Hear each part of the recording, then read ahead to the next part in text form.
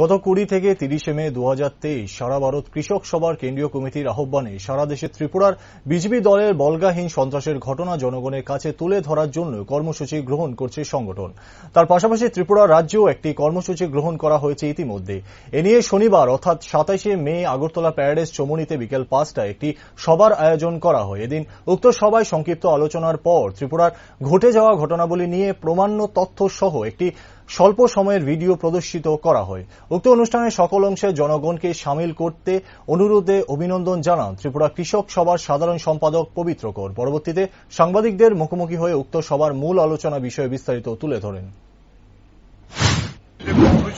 আপনারা জানেন যে নির্বাচনের ফল ঘোষণা হয় 2 তারিখ মার্চে।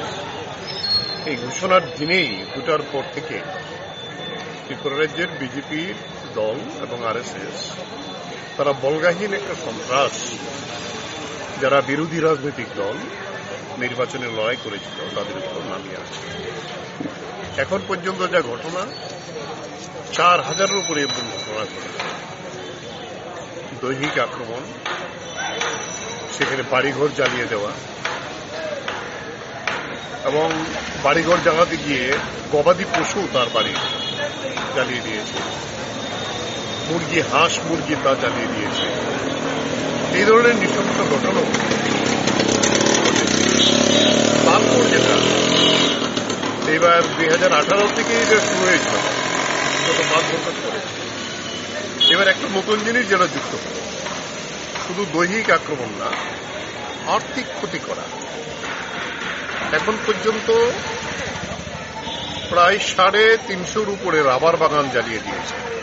আমরা হিসাব দিয়ে এসেছে 2 লক্ষাধিক রাবারের গাছ পুড়ে গেছে। ওই দিন আমি শান্তির বাজার মিটিং করতে গিয়েছিলাম।